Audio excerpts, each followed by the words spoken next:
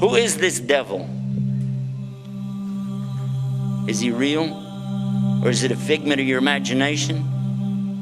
Or is it just something in philosophy? According to the Quran, he's very real. Substance is real, you just don't see it. He lived before us, he's still alive today. That's an amazing subject right there, isn't it? That's amazing. The word shaitan is derived from the root shaitan, means impure and base.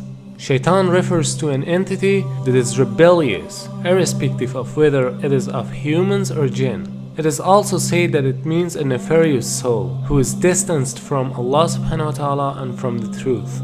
So shaitan is in both forms, the jinn and the humans, as Allah subhanahu wa ta'ala says. وَكَذَلِكَ جَعَلْنَا لِكُلِّ نَبِيٍّ عَدُوًّا شَيَاطِينَ الْإِنسِ وَالْجِنِّ.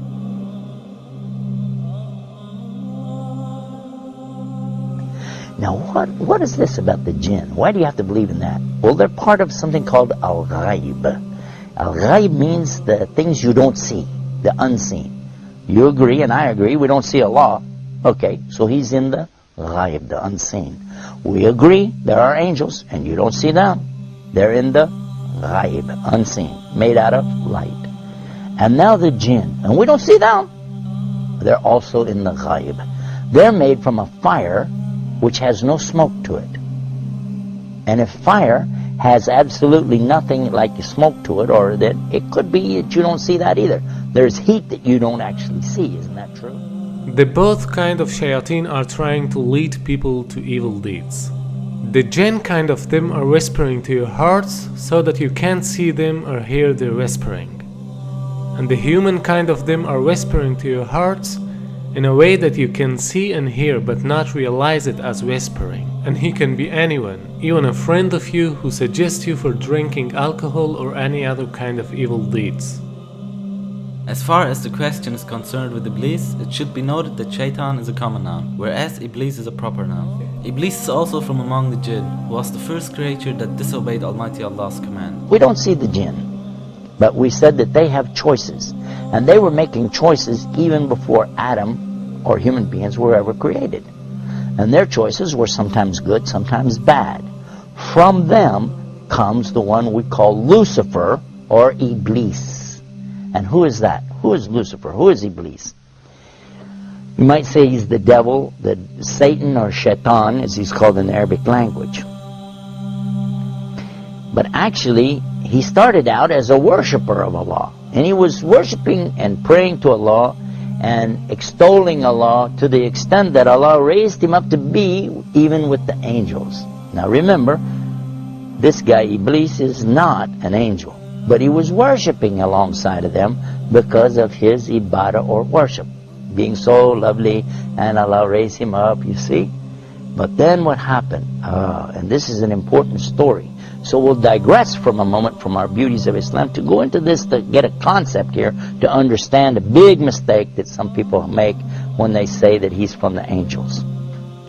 Angels don't make mistakes. They do as they're commanded.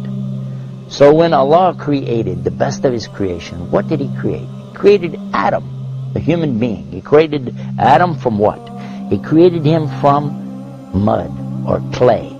I want to show you what happened after Allah created Adam. Allah ordered all the angels, bow down. And all the angels did because they have to do as they're commanded. And they bowed down. All of them bowed. Except Iblis. He didn't bow down. Now if you read this in context, you understand that he was not an angel. But if you just read the words, all the angels bowed down except Iblis, you'll say, well see, that means he was an angel. But otherwise, in the Quran we find in other places that Allah said he wasn't an angel, but he was from the jinn, and he's created from a smokeless fire. And that's exactly what he said. You created Adam from mud, but I'm created from something better, from a smokeless fire. So I refuse to bow down. Why?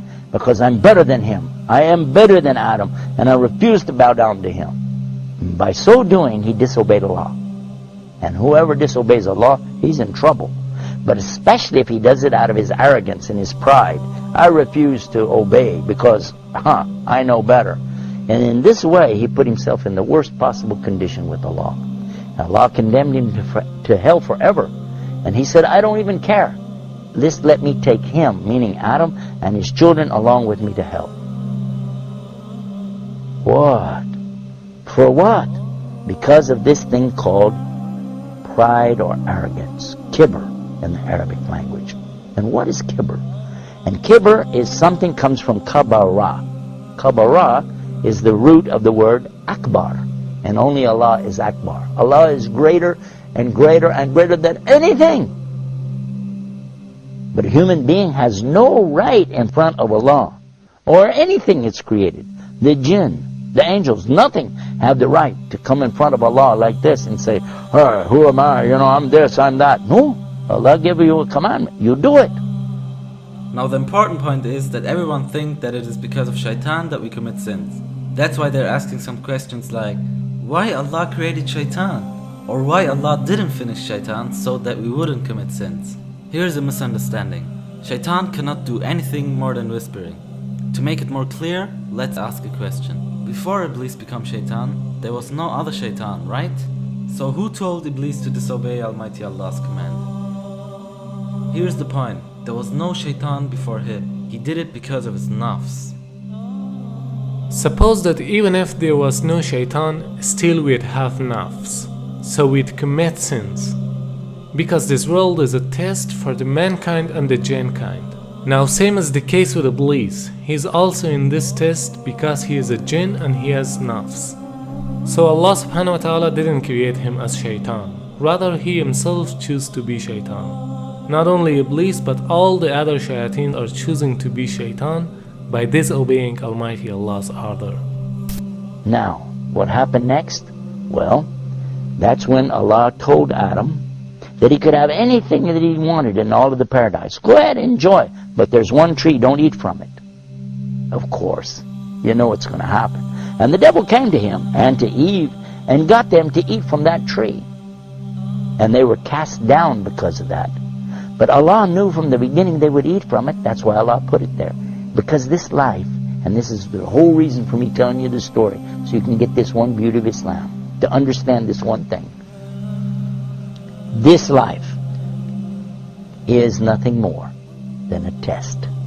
The obvious point is that Iblis was the first of all shayateen. Therefore, he is the leader of them. And all shayateen are tools for this test, even though they are also giving test.